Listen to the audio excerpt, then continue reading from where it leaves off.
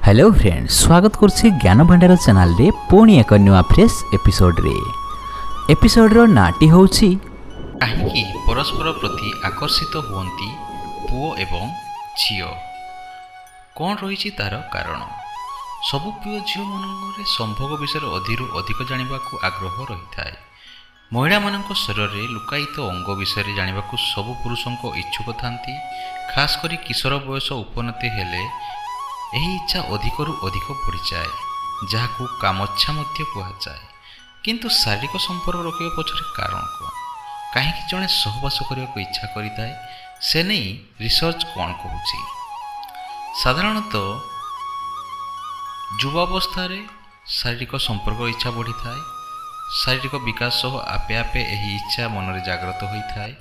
थरे संपर्क स्थापन करने पर जड़े पुनर्बार संपर्क रखा को इच्छा करे। क्रमे एही प्रक्रिया इच्छारे परिवर्तित होता है बोली विशेषज्ञ मत देइछन्ति। शारीरिक संपर्क रखिबा इच्छा पछरे मध्य अनेक गुड़िए कारण रही।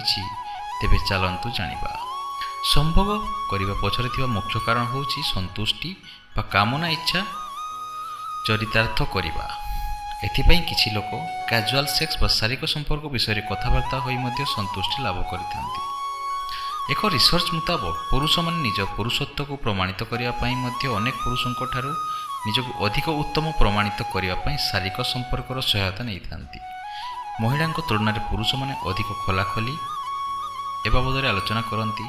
एणु प्रमाण करने उपर से अधिक ध्यान दे थांती। गोटे रिलेशनशिप रे शारीरिक संपर्क गुरुत्वपूर्ण भूमिका रही। दंपति बा प्रेमी जुगल साथी प्रति निज भल पाइबा दर्शाइबा तथा संपर्क को अधिक निबिड़ करने शारीरिक संपर्क रखि थांती। मानसिक भाव संपर्क को अधिक मजबूत करिबारे सहवास साहाय्य करे।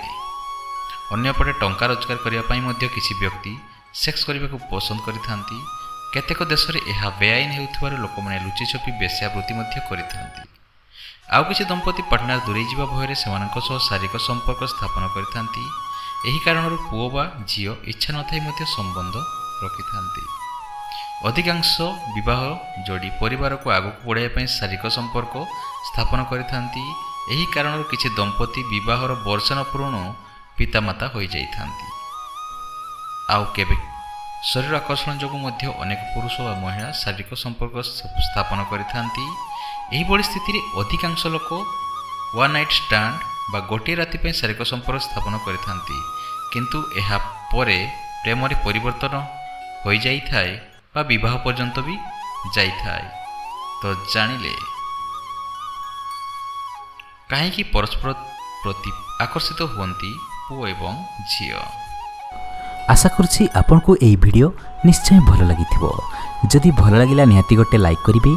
आउ ए पर्यंत ज्ञान भंडार चैनल सहित जोड़ी होई रहते आम चैनल को निश्चय सब्सक्राइब करिवे। धन्यवाद।